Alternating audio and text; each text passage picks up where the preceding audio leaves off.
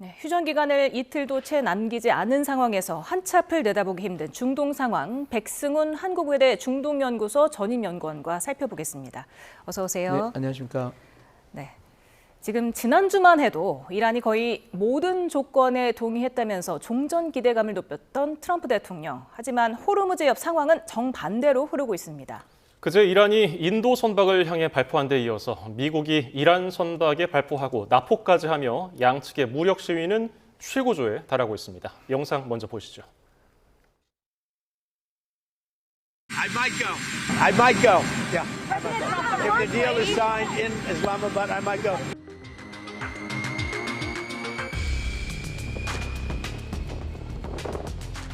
Motor Vessel Toska. Motor Vessel Toska. Vacate your engine room. Vacate your engine room. We're prepared to subject you to disabling fire.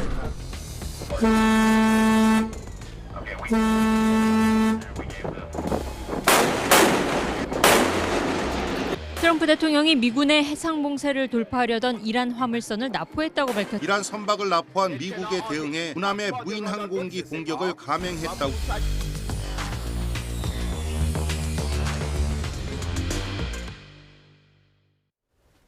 네, 미국의 이란 선박 발포에 이은 납포. 물론 사전에 경고는 했었지만 실제로 이뤄질 거라고 예상하셨습니까? 지금 이렇게까지 이 호르무즈 해협 봉쇄, 재봉쇄를 안 풀어주고 이렇게 강대강 대치가 될 거라는 것부터 제가 예상은 하진 못했습니다. 왜냐하면 지금 이게 원래 우리가 다 아시는 것처럼 이 휴전이 10일 전쯤에 먼저 이렇게 이루어졌을 때 선결 그 전제 조건이 이란은 이 지금 모든 공격을 멈춰달라. 그러니까 이 전선에서 벌어지는 어그레션, 그러니까 공격 행위를 멈춰라. 그리고 미국이 요구했던 것은 호르무즈 항행을 자유항행으로 열어라. 그게 두 개였습니다. 그러니까 왜 그런 장치를 마련했냐면 지금 전쟁으로 극심히 서로를 불신하는 상대방이 우리가 너를 신뢰하기 위해서는 이 두 개는 지키면서 가자라고 해서 그거를 보면서 이제 신뢰하면서 협상들을 하나하나 쌓아가는 거거든요. 근데 우리가 아는 것처럼 4월 17일 레바논에서 이스라엘과 평화 휴전 협정이 만들어지기 전까지는 이게 그 선결 조건이 하나도 되지 않은 상태에서 언제든 다시 이 휴전이 붕괴할 수 있는 상황으로 이렇게 왔죠. 그러다가 이스라엘이 전격적으로 레바논으로, 물론 이제 그건 휴직이다라고 보는 사람들이 많지만 어찌됐건 휴전 합의가 이루어졌고, 이란 측에서도 그걸 호응하기 위해서 그럼 우리가 물론 그 혁명수비대와 이란 항만청이 그 감시 감독은 하지만 우리가 전라라는 그 해로로 우리가 자유항행을 해주겠다라고, 상선에 대한 자유항행을 해주겠습니다. 이렇게 하고 얘기를 했거든요. 그러면 어떻게 보면 이제 협상의 휴전의 선결 조건들이 다 마무리가 됐으니까 이제 협상 국면으로 가는구나라고 생각을 했었습니다. 근데 갑자기 트럼프 대통령이 그래 고맙긴 한데 우리는 이중 봉쇄 절대 안 풀 거야 하고, 오히려 트럼프 대통령이 요구했던 자유항행이 어느 정도 만들어졌음에도 불구하고 본인이 갑자기 그 봉쇄를 하면서 갔거든요. 그래서 거기서부터 조금 이게 어떤 의도인가라고 좀 분석을 하기 시작했는데, 실제 공격이 일어나서 납포까지 된 거는 협상 국면에서 이게 협상을 아무리 지렛대를 높인다라고 한다고 하는데 이게 과연 맞을까라고 하는 의문이 드는 그런 상황이었죠. 그래서 100% 저는 막 그렇게 예상을 하지는 못했었습니다. 네. 예.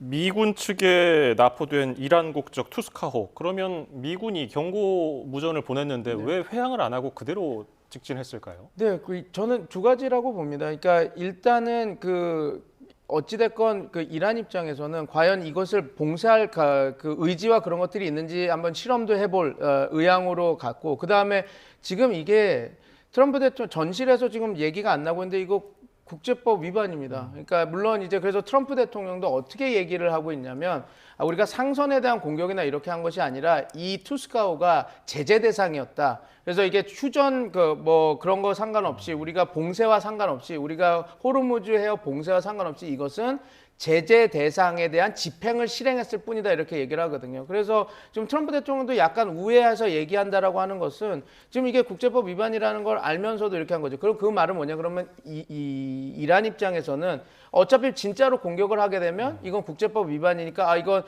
이 휴전 협상을 깬 거는 미국이다라고 하는 정치적 명분을 만들 수가 있으니 한번 진짜 호르무즈를 봉쇄할 생각이 있는지 볼 겸 그다음에 이게 진짜 공격하면 우리가 협상 들어가기 전에 미국의 이런 국제법을 어긴다라는 거를 그 비난할 수 있는 하나의 카드를 갖고 들어가니까 실행하지 않았나 그렇게 보고 있습니다. 네. 지금 미국이 이란 선박을 납포하자 이란이 드론을 이용해서 공격했다 이렇게 발표를 했는데 아직 미국 측에서는 입장을 밝히지 않았습니다. 네. 실제로 공격이 이루어졌다고 보십니까? 저는 실제로 공격이 이루어졌을 확률이 높고 만약에 안 됐더라고 해도 이렇게 주장을 할 수밖에 없겠죠. 왜냐하면 지금 어찌됐건 이란의 민간 상선이 미국에서 공격을 받고 자기 이란인 국민이 지금 납포가 된 상황이지 않습니까? 그럼 당연히 자주권을 갖고 있는 그리고 국민의 그 안전을 책임져야 되는 국가 입장에서는 여기서 어떤 행동을 취할 수밖에 없죠. 그래서 뭐 저는 공격이 이루어졌을 거라고 보는데 이루어지지 않았다 하더라도 이란은 이렇게밖에 주장을 할 수밖에 없는 상황이다. 저는 그렇게 보고 있습니다. 네. 그러면 그렇게 주장하는 게 국내 정치 선전용이라고 봐도 됩니까? 국내 정치 선전용도 있지만 이거는 당연히 해야 되는 왜냐하면 자위권 발동이죠. 자기 그 상선이 공격을 당했고 자기 자국민이 이렇게 잡혀갔는데 이란 국가는 아무것도 해주지 않았다. 그럼 이건 무능인 게 되는 거기 때문에 그다음에 자기의 국가의 책임 방기가 되는 거기 때문에 당연히 어쩔 수 없이 그 자위권 발동으로 해야 되는 군사 공격이었다. 저는 그렇게 보고 있습니다. 지금 미국이 이란 항구에 대한 봉쇄를 풀어야 협상 테이블에 앉을 것이다. 이렇게 이란 언론이 보도를 하고 있지 않습니까? 네네. 그런데 자국 선박이 납포된 상황에서 지금 협상 테이블에 앉을 수 있을 것인가? 이란 선박의 납포가 협상장으로 끌어내는데 유리할까 불리할까? 어떻게 보십니까? 저는 이제 이게 참 협상장에 나가기 어려운 상황입니다. 유리하고 유불리를 떠나서 이란 입장에서는 지금 어떻게 보면 그 호르무즈 항행에 대해서 미국이 왜 이렇게 너가 호르무즈 항행의 지렛대를 갖고 있는 게 아니야. 호르무즈 항행의 통제권은 미국이 내가 갖고 있는 거야라고 협상장 가기 들어가기 전에 보여주는 것은 미국 입장에서는 좋은 그 카드입니다. 왜냐하면 지금 이란이 갖고 있는 그 협상장에서 보여줄 수 있는 최선의 카드가 호르무즈 해협에 대한 통제권을 우리가 갖고 있고 언제든 막을 수 있다는 걸 보여줘야 되는데 지금 그것을 다 뺏어내기 위해서 그 지렛대를 이란이 쓸 수 있는 지렛대를 부수기 위해서 지금 이중 봉쇄를 하면서 가고 있지 않습니까? 근데 이제 이런 거죠. 근데 지금 뭐 그래서 나름 삿바 싸움으로 그 호르무즈 항행에 통제권 관련한 걸로 뭔가 부딪혔다라면 이해가 되는데 지금 자국민 그리고 자기 상선이 지금 납포된 상황이지 않습니까? 근데 이런 상황에서는 그냥 어떠한 조치가 없이 그냥 협상장에 들어가는 것은 이란 입장에서는 협상력이 떨어지는 것뿐만 아니라 정말 이거는 말이 안 되는 상황이거든요. 도대체 이렇게 모욕과 굴욕감을 갖고 협상장에 들어가는 것 자체가 그것은 이란에서도 용납할 수가 없으니까 지금 아직까지도 우리가 협상을 들어갈 건지 말 건지 얘기를 못 하고 있는 상황이지 않습니까? 근데 이란도 협상을 원하는 것은 사실입니다. 그런데 그래서 제가 이런 생각이 드는 거죠.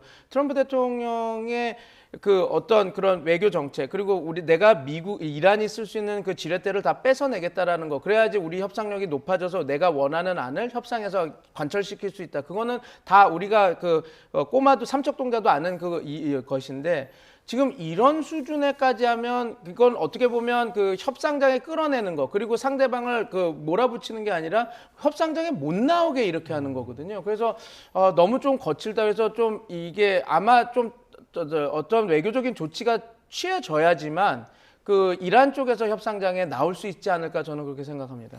어쨌든 대외적으로는 2차 협상 계획이 없고 마치 협상장에 나가지 않을 것처럼 얘기하지만은 파키스탄 옵서버라든지 이런 언론 매체에서는 내일 도착한다고 보도가 나오잖아요. 네. 그러면은 실제로는 모일 것이라고 보십니까? 저는 어찌됐건 한 번은 모여야 된다고 봅니다. 왜냐하면 지금 뭐 미국 측에서 던진 안이 어떤지는 모르겠지만 무니르 그 장군을 통해서 지금 이란에게 자기네들이 좀 개선된 안, 좀 다시 추가 제안안이 지금 갖고 이란 측도 우리가 그걸 잘 살펴보고 있다라는 얘기가 나오지 않았습니까? 그러니까 물밑에서 협상들은 진행되고 있는 것은 사실이고 또 그런 것들에 대해서 어떤 정리 차원에서라도 한번 만나야 되는 것은 사실이라서 이란 측에서도 또 유인도 이 전쟁을 이란도 마냥 버틸 수 있는 상황이 아닙니다. 지금 이게 이 전쟁이 계속 끌어가서 자기네들이 이익도 얻고 지금 상황에서 특히 트럼프 대통령이 그냥 호르무즈의 봉쇄뿐만 아니라 그 공해에 있는 그 이란 선박들에 대한 납포까지 하겠다라고 이렇게 천명한 상황에서는 지금 점점 이란이 쓸 수 있는 카드들은 없어지고 있는 상황이거든요. 그러면 이란이 그냥 절대항정으로 나올 수 있는 상황은 아니기 때문에 협상을 한번 이루어져야 되는 거는 맞다. 그런데 지금 이 국면에서는 이란 입장도 그냥 마냥 알겠다 하고 나갈 수 없는 그런 상황이라서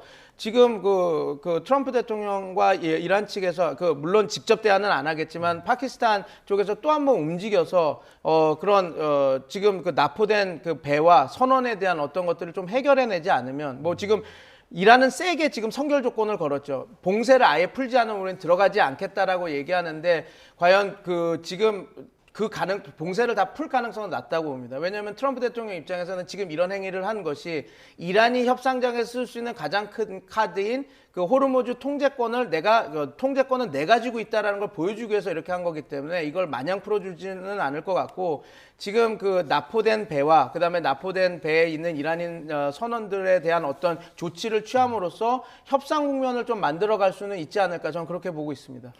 그러면 이 납포한 선박을 언제 풀어줄 것인지, 그리고 이게 지금 중국에서 이란으로 향하던 선박이었잖아요.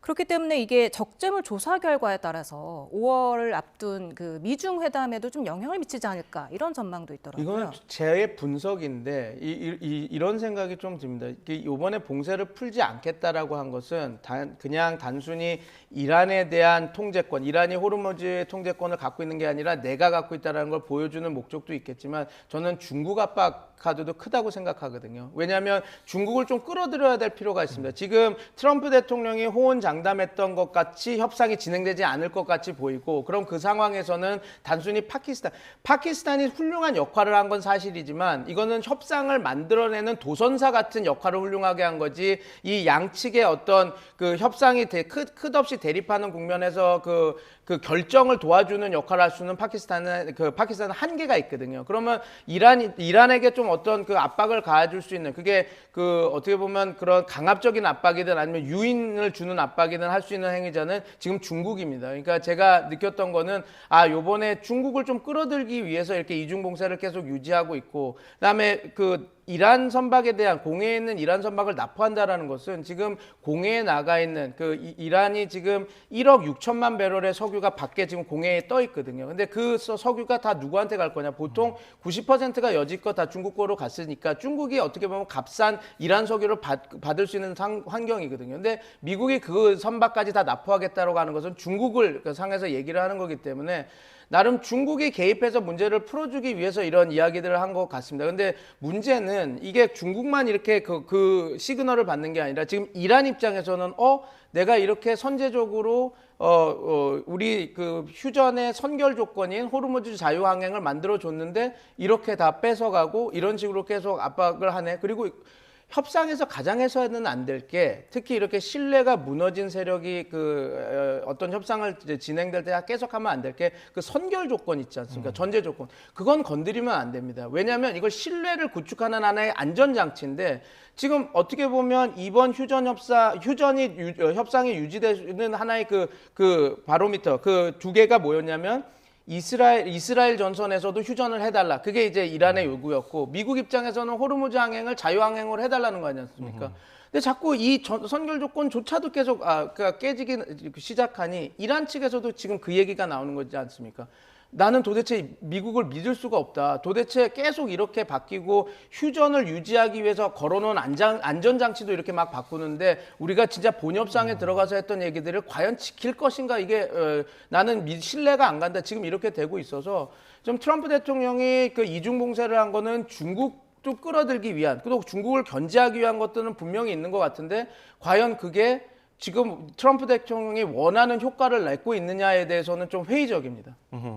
우리 시간으로 금요일 밤에 이란 외무장관이 호르무즈를 열겠다고 했다가 19시간 만에 다시 닫고 그리고 주말을 지나서 지금 이 시간까지 이란이 어느 정도 그래도 의사가 통일됐다고 보세요? 아니면 여전히 좀 강경파, 온건파 나뉘어 있다고 보세요? 저는 애초에 그거 자체도 좀 잘못됐다고 생각합니다. 온건파 그 협상파가 나뉘어 있다고 생각은 저는 안 하는 분석을 하는 사람인데, 물론 이제 압니다. 워싱턴 포스트에서는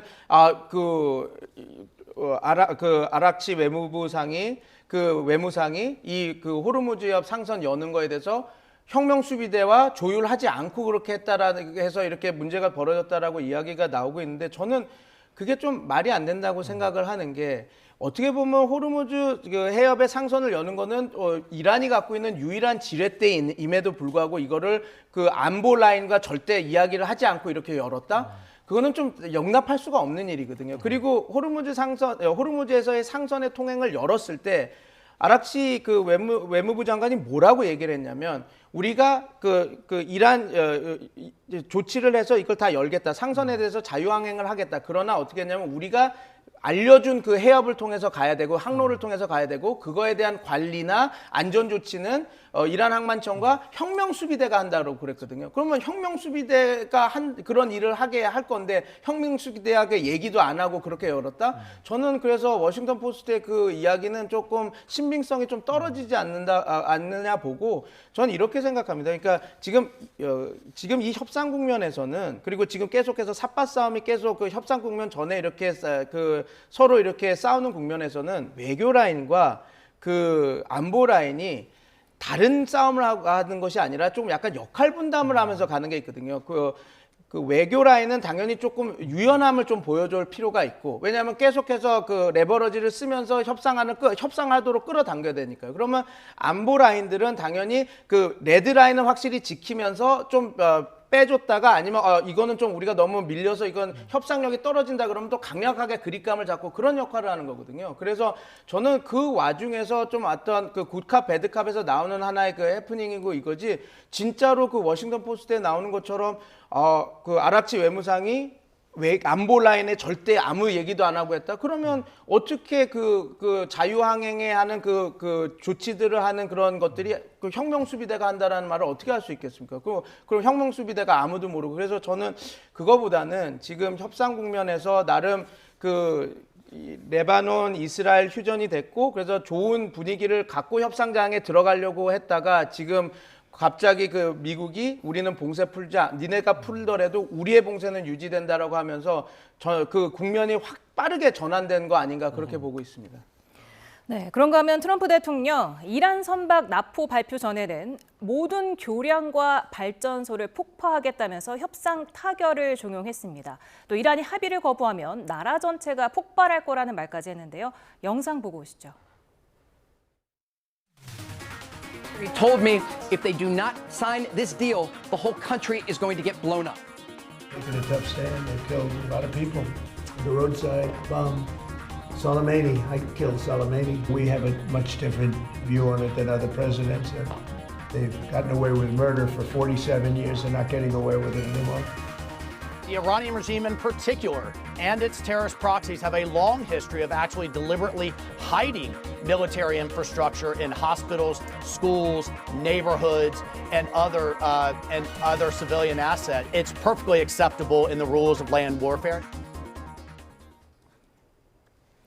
지금 미국이 이란의 선박 공격에서 납포까지 실행을 하지 않았습니까? 네. 진짜로 발전소와 교량을 공격하겠다고 경고만 하지 않고 실행에 옮길 가능성 얼마나 높다고 보십니까? 저는 그렇게 높지 않다고 봅니다. 왜냐하면 아직 이란도 그 주변국, 걸프 산유국의 정유시설이나 걸프국의 발전소를 때릴 수 있는 역량은 아직도 갖추고 있거든요. 그럼 만약에 진짜 그 미국 대통령이 그냥 그런 생활 인프라 시설, 그 민간 인프라 시설이나 전력 시설까지 공격을 하면 이란도 가만히 있지 않을 겁니다. 그러면 석유 시설을 때릴 수도 있고, 그러면 석유 시설을 때린다고 이렇게 하면 정유 시설을 때린다고 보면 이제 호르무즈 해협을 열고 말고는 별로 중요한 게 아닙니다. 그러니까 지금 우리가 그 아락치 외무상이 17일 날 우리가 호르무즈 해협을 열겠다라고 이야기하자마자 서부 텍사스유가 11% 떨어졌거든요. 근데 그것은 이제 시장이 반응하는 거죠. 유가가 이제 그 호르무즈 해협이 열리면 이제 공급이 원활히 될 거니까 가격이 떨어지겠구나에 반응을 한 건데, 석유 생산 시설이 맞으면 호르무즈 해협이 열려봤자 아무 상관이 없습니다. 지금 우리가 느끼는 게 그거지 않습니까? 지금 카타르에서도 그 자기네들 그 사우스 파스 유전이 두들겨 맞아서 지금 LNG 생산 능력이 17% 떨어졌고 5년간 갈 거다. 그러니까 우리나라한테 곧바로 연락이 왔지 않습니까? 이건 불가항력적인 거라서 우리가 너네들에게 약속했던, 한국에게 약속했던 그 양을 못 맞춰도 이해해라. 이거는 그리고 나는 그런 페널티를 안 물겠다. 이렇게 얘기를 한 거거든요.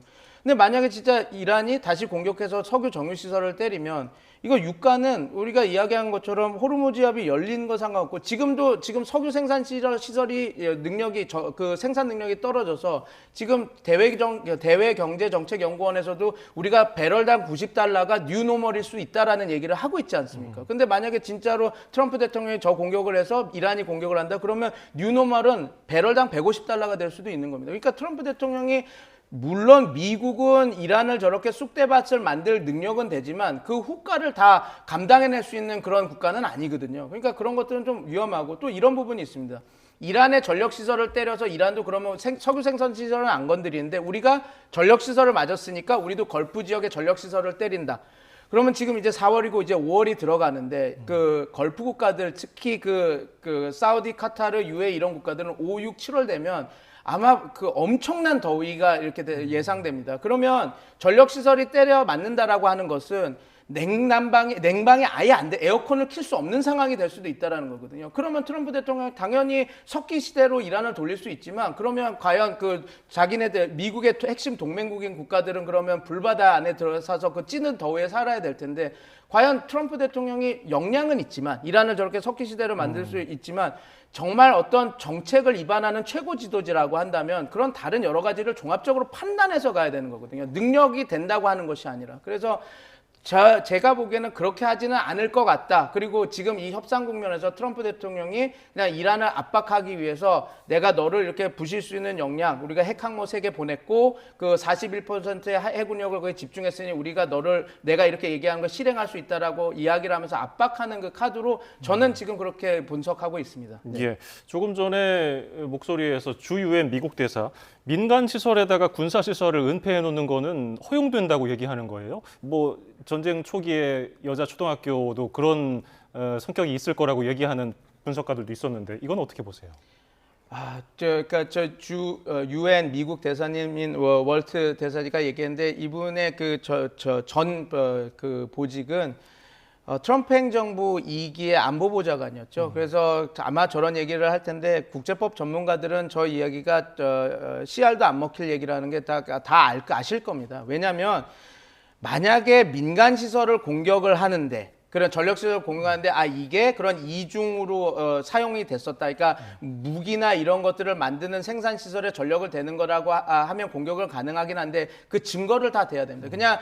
그냥 주장하는 것만 갖고 그걸 받아들이지는 않거든요. 그럼 확실한 증거와 그것들이 있어야 되는데 그냥 저 전력을 통해서 드론이나 탄도미사를 만들었을 거야 라고 해서 그런 추정의 영역으로 공격한다라는 거는 있을 수가 없는 일입니다. 그리고 그렇게 따지면 트럼프 대통령이 전력시설을 공격할 때 다름 아닌 그 시설을 공격하겠다라고 얘기하지 않았습니까? 그게 제일 이란의 가장 큰 전력시설이고 한 2,900만 메가와트를 생산하고 이란의 전력 생산량의 4%라는 LNG 시설인데 그게 테헤란 그 시내 전력을 공급하는 데입니다. 그러면 거기를 공격했다는 거, 무기를 만들었으니까 했다. 근데 그렇지 않고 이 전력 시설이 테헤란 국민들한테 들어가는 시민들한테 들어가는 전력을 했다라는 증거는 차고도 넘치는데 그냥 이런 식으로 그래도 드론을 만들어 썼을 것 같아요. 그렇게 해서 국제법이 되는 것은 아니기 때문에 월츠 대사의 저 말은 지금 이 전쟁 국면에서 좀 압박을 강화하고 좀 명분 쌓기용이지 저게 국제사회에서 국제법에서 통용되고 그걸 받아들일지에 대한 것은 저는 회의적으로 보고 있습니다. 트럼프 대통령은 이란에게 최후 통첩식으로 또 얘기를 하면서 더 이상 No more Mr. Nice Guy, 더는 신사적으로 대하지 않겠다 이런 식으로 발언을 했는데 그럼 그동안은 자신이 이란에게 나이스 가이였다는 겁니까? 평가는 다 주관적인 거니까요. 지금 내가 하르그 섬을 때릴 수 있는데도 안 때렸다. 전력시설을 때릴 수 있는데도 안 했다. 그리고 내가 공격을 할 수 있는데도 10일 이렇게 연장해줬다라고 하는 것은 주관적 평가기 때문에 자기가 이렇게 참았다. 그래서 난 나이스 가이다라고 할 수 있는데 정말 객관적으로 본다면 트럼프 대통령은 그거보다 더 나가는 공격을 많이 했기 때문에 나이스 가이라고 하는 그 평가는 후세에 그 역사가들이 평가를 하지 않을까 그렇게 보고 있습니다. 예. 전쟁 종식을 호언장담하고 있는 트럼프 대통령 SNS에 그 유명한 마이웨이 노래 영상을 올리면서 자신감을 드러냈습니다. 하지만 트럼프 대통령의 이 허세 뒤에는 불안감이 숨어 있다는 미국 언론의 분석 기사가 나왔습니다. 보시겠습니다. We're going to bring them back to the Stone Ages. The end is near. The record shows I took the blows and did it my way.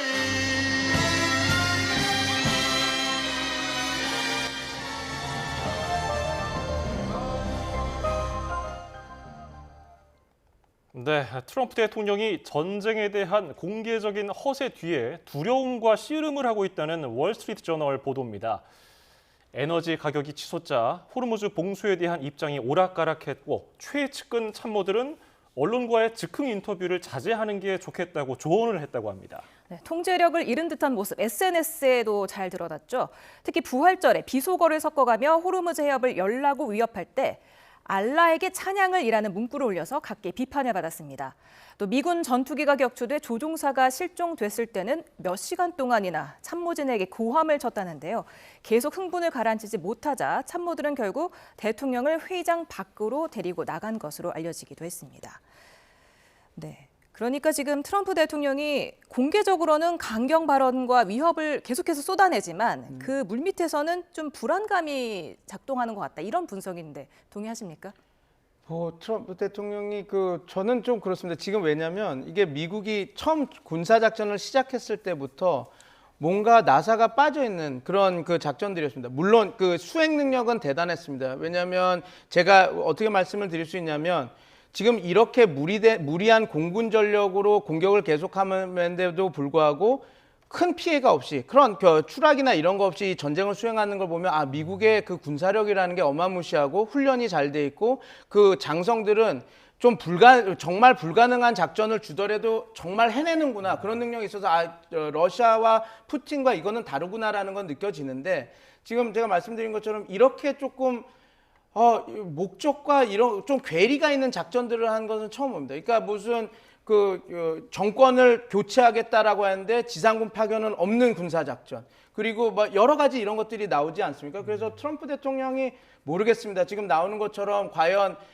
참모진의 얘기들을 잘 듣고 하는지 그런 분별력이 있는지에 대해서는 이제 후대에 아마 여러 가지 메모아들 회고록들이 나오면 참모진에 있었던 회고록들이 나오면 더 이렇게 정확히 나오겠지만 지금 상황에서는 물론 CIA의 전임 국장은 치매가 있다 이런 얘기 있다라고 얘기도 하고 이게 매드맨 전략이 아니라 그냥 매드맨이다 이런 분석도 있긴 하지만 근데 제가 지금 분석을 할 수 있는 영역은 아니기 때문에 그러나 한 가지 확실한 거는 기존에 우리가 봤던 미국의 전술과는 좀 확실히 좀 괴리가 너무 큰 그런 것들이 되고 있고 목적과 목적 달성에는 이게 불가능할 것 같은데 하는 작전들이 많이 실행된 것은 사실이다 그렇게 말씀드리고 싶습니다. 네, 마지막으로 짧게 여쭐게요. 우리 시간으로 모레 오전이면 이제 2주간의 휴전 기간이 끝나지 않습니까? 그런데 트럼프 대통령 지난주만 해도 휴전 연장 고려하지 않고 있다고 했어요.